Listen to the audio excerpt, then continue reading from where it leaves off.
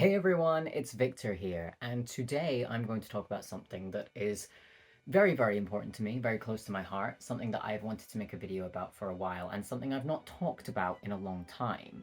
It has dawned on me that as I have grown, as I have furthered my transition, I've become progressively more and more grounded and confident in who I am, and it's something that I want to talk about to encourage others to feel that you deserve to love yourself, is what I'm saying. Because we live in very turbulent times, especially for trans people, and I think we could do with a bit of positivity, is what I'm saying. Also, you have to put up with this tail because Pearl is obsessed with just, if I'm sitting on the bed, she wants to be there. So you will probably see this tail doing this for the entirety of the video. I hope you can put up with that. Pearl, those are my notes.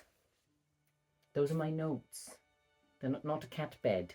In the journey of loving who I am, it has not been an easy road. I really don't think it's ever an easy road for anyone, especially if you are LGBT. I think we all have our struggles, regardless of our upbringing or, our situation. But in this day and age, being trans is certainly easier than it was, but it still has its roadblocks, for sure. Initially, when I started to discover who I was, which was kind of relatively later in life, I was in my early 20s when I realized that something wasn't normal, if you want to use that word. I think being trans is perfectly normal, but I'm just going to use that term so you kind of get what I'm coming from. I wasn't cis. My brain didn't align with the gender I was assigned at birth, and I realized that when I was about 21. It opened up a whole book of new insecurities, ones that I knew I had my whole life, but ones I could finally put a word, put a definition onto, which was gender dysphoria, which was the feeling that my body just, my brain and my body just weren't meshed. They weren't happy together. And initially I came out as non-binary, I used they, them pronouns, because I knew deep down I was a trans man. But I wasn't ready to commit to that. And I think once I did commit to that, I felt like I could actually make progress into healing my feelings of dysphoria, because being non-binary for me, even though being non-binary is a completely valid identity, just wasn't enough. I needed to define myself as a man. And as I've got older and as I've progressed, I realized that labels aren't necessarily needed.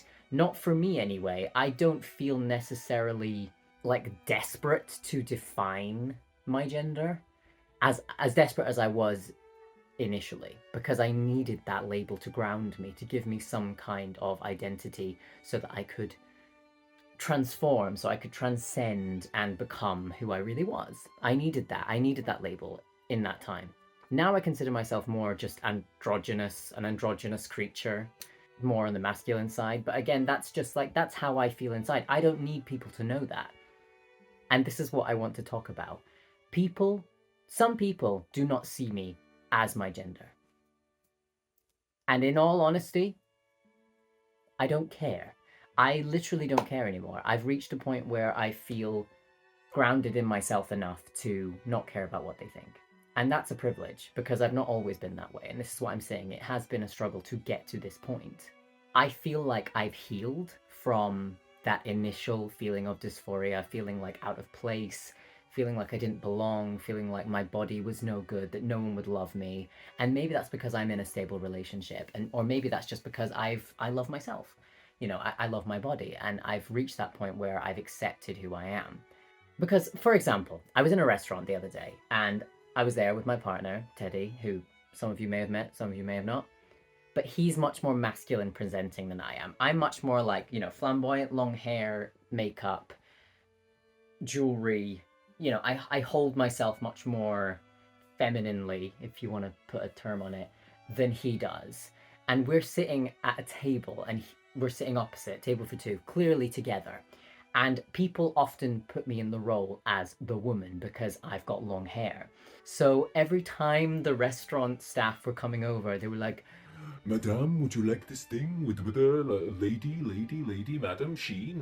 I literally, a couple of years ago, that would have destroyed me. I would have been like, I am a man. how dare you call me anything else? But now, when they were saying that, I was literally just like, yep, all right. Thanks. Cheers. Thank you for my food, which I'm going to consume, regardless of gender. I'm just hungry. I'm not here to be gendered. I couldn't give a shit. Call me whatever you want. Because I realize people's perception of me does not change who I am. And then there's instances like on Twitter recently. I don't usually go on Twitter, but recently I've been on Twitter more, even though it's dying, which is just hilarious. I've decided to go on it now. But someone found me. A transphobe found me. And they've not found me in a long time. I've managed to conceal myself from their eyes. I don't know how they found me. So this man decided to try and drag me through the dirt and did a weird thing, which is basically give me a compliment but misgender me. So he basically said, I love beautiful women. Underneath my picture. So initially I thought it was an honest mistake. So I just went, thanks, but I'm a man, so don't get confused or anything. I was more concerned for him and obviously his inner struggles with his probably very precious sexuality. So I didn't want him to be alarmed. I was more concerned for him. And he replied with, no. Very direct. So then I realized it was just a transphobic hate thing. So he then retweeted my picture with, I love beautiful women as the caption. And I was just progressively confused. So I did initially begin a conversation with him, which I shouldn't have, because you shouldn't encourage conversations with these people because they literally are looking for you to converse. They're very sad, lonely people a lot of the time. I mean, you're not going to make many friends if you just go out of your way to make people feel bad, and that's how you socialize. Not the right way of going about things. So I actually sent him a link to a mental health helpline. I said, look, mate, really sorry that you are struggling in some way because you'd only seek out this kind of thing if you were struggling. So here's a link and whatever, go find help. And he began to continue to misgender me and said something like, oh, she's triggered. Or something. And realizing that I had read that, like, she's triggered, I just thought of drag queens. Like, I can only, when people use, like, she, like, I use she for this, I could use she for this pen. Like, I use she as a pronoun for a lot of things, just to give them, like, an anthropomorphic personality. So, like, the moon, I'll be like, oh, the moon, she's beautiful tonight. Like, it's kind of a thing that I just do. So, but also in the drag queen community, obviously pronouns get flicked around in every form. So I literally thought he was like being like funny with me, like, oh, she's triggered. Like sort of like using she as a kind of like familiar like queer term, not necessarily gendering me, but just kind of like having banter. So it genuinely didn't even affect me. And I feel bad for him because I think he wanted it to affect me. And it's sad, really, for him. And most amusing for me, because I love who I am and I'm content and I don't seek out people online to purposefully hate on them. And I feel like I'm in a good place, mentally, physically. I freaking love my body. There is nothing about my body that I hate, actually. I mean, don't get me wrong, I have my bad days, but I genuinely love my body. And this is the thing about being trans, okay? We love our bodies probably more than anyone else does after we feel like it aligns with us. I can't speak for everyone. I just see this in a lot of trans people that I know. For example, top surgery. So I used to get a lot of chest dysphoria. Fatty lumps on my chest that weren't meant to be there. Bit of an uncomfortable thing, really. But like, if I was a cis man, if my mind aligned with the gender I was assigned at birth, I would take this for granted so much. I would take this for granted. I would literally be shirtless and I wouldn't even think about the fact that I was shirtless. But just like now, after my top surgery, like, I love being shirtless all the frickin' time. It's my favorite thing ever. I love it. I get so much joy from it. And I think a lot of trans people are like this. When they finally get their chest, it's like the best thing ever. It truly is the best thing ever. I would just be shirtless for every video, don't get me wrong. Like, I only put clothes on to film videos and go outside. The amount of joy you can gain from transition, from being a trans person who hasn't always had these things. Like, when my voice started to break for the first time, it was literally the most joyous experience of my life. But how many cis men go through puberty and are just like, meh. But like for us, it's like we've earned it. It's like we fought for it. It's something that we never, ever, ever take for granted, ever, because it's joy. And trans joy could make other people upset. But it makes us joyful, so why should we give up? In many ways, being trans has actually made some other things much easier. The fact that I have always been encouraged to love other men throughout my entire life made coming out as semi-gay, because I'm pansexual, so I'm like non-discriminating really when it comes to sexuality. But it was so easy. Like, for me, talking about having a boyfriend and stuff is like the easiest thing in the world. But like for like cis guys that are coming out as gay, that's like a, you know, that is the thing they have to get over. But for me, that was like, oh yeah, easiest thing in the world, talk about boys.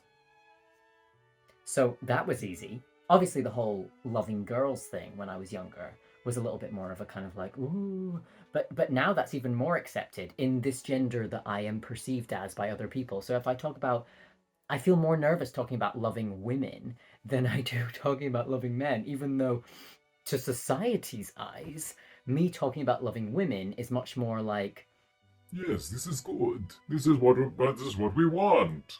But for me, there's like this weird underlying like, this is wrong, this is wrong, this is something I have to come out and explain to people, but actually it's the opposite. So weird, very weird. Also, the fact that I feel more comfortable to express my more feminine side, my, you know, expression in terms of like makeup and fashion, that's something that came much easier just because I am AFAB. I was assigned female at birth. Those are things that were encouraged from a young age for me, like to play with makeup and to play with clothes and to dress up and love like glitter and sparkly things, and, you know, like even like decorate the place I live in to make it nice. That's more encouraged in AFAB people than it is in AMAB people.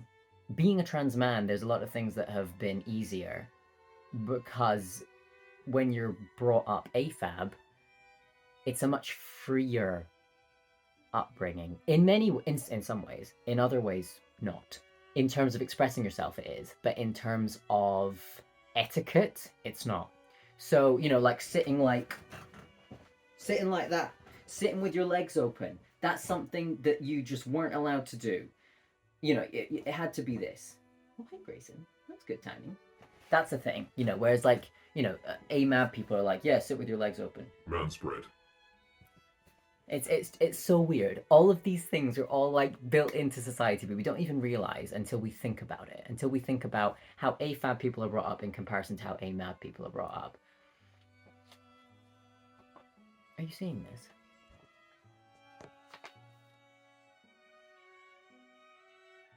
Grayson, those are my notes. That's incredibly rude. Incredibly rude. So I feel good. I feel valid. And I just hope that if you're a trans person watching, that you can reach that point as well, because I know what it's like to go through that feeling of like, no one will love me. You know, that feeling that being trans is somehow made to feel like dirty and wrong and just too different to be lovable. Maybe it's because of my relationship, maybe it's because I feel so accepted in my relationship, but I think even regardless if I was in one or not, I feel like now, because more people are talking about it, more people are being themselves, more people are getting shirtless and like, you know, showing how gorgeous trans bodies can be. And again, I'm only really speaking from a perspective of a trans man, and I would love more trans feminine people to discuss this as well. But obviously I can only really speak from my experience. But for me, like, seeing trans masculine people just show how gorgeous they are, how gorgeous their bodies are, being exposed to that more is just so special to me. I've seen it in art. I've mentioned iliothermia before, which, you know, watch my vlog if you want to see my vlog about that I moved house, if you want to see like the art in more detail. But basically, Iliothermia is an artist who draws trans men, like, you know, long-haired, gorgeous trans men with laurel leaves as the kind of double incision top surgery scars. And it's this idea of almost like celebrating the trans body for the art piece that it is. And I think this is what we need to do more of, is, you know, revere and worship trans bodies, because we have been through so much hatred. We're still going through it, of people that are trying to make trans people feel like dirt under people's feet, dirt under the cis people's feet. And that is not the case. If anything, we go through so much with our bodies, in our minds, that we deserve to feel that feeling of complete and utter alignment and validity, and to be so in love with ourselves. We've earned it. We are beautiful. We deserve to be loved. We are literally stunning. Trans bodies are stunning. So you may see content from me on Twitter or on Hive, because I started an account on there because everyone was doing it, because Twitter is dying, where I am showing a bit more of my body because I'm proud of it. And I think more trans people should be able to do that. I think as adults, we should be free to express ourselves. Being sexual as a trans person is shamed because we are somehow made out to be this kind of kink, this fetish, when we are just as lovable and gorgeous as any cis person. Do you know what? For the end of this video, I'm just going to be shirtless because it's warmed up in here a little bit, and I want to enjoy the thing I worked for, which is myself. I worked for this. I'm a self-made person in every respect of the word. And I think that's something that more trans people need to be proud of. You've worked for this. No matter what stage you are at in your transition, even if you're never going to medically transition, you have reached a point where you understand yourself so well, you know exactly who you are and what you want. And how many people can say that? A lot of the cis can't say that. And this is not a hate video towards the cis. I love the cis. Some of my best friends are cis. So go out there, express your trans joy, your non-binary joy, your queer joy in however it manifests. Do not harm anyone. No harm, please. Do not go out there hating on cis people. I think, if anything, like I said, that person who was sending me hate, I sent him a mental health helpline, because these people need help. And I think it's important to express that through love rather than hate, because we're not going to get anywhere. If you fight hate with hate, it's going to be like, you know, it's going to be a mess. So if you get sent some hate, send them a link, send them some help, send them a happy message, because then they can't win. So good luck on your journey to loving yourself, body and mind. I would love to talk more about this kind of stuff, because, you know, talking about trans things are very important to me, and being someone who is openly trans is super important to me, because I think, me personally, talking about it more means there's more awareness, and it means that we can be safer because more people will understand who we are and that we are just people. And that's what I want more than anything. So if you choose to be out and proud, or if you choose to be in the closet, either is fine. I understand both sides. But I just hope that you personally can find joy in who you are and help others like you to feel accepted as well.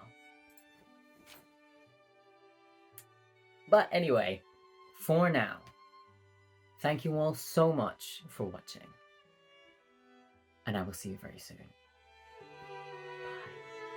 Bye.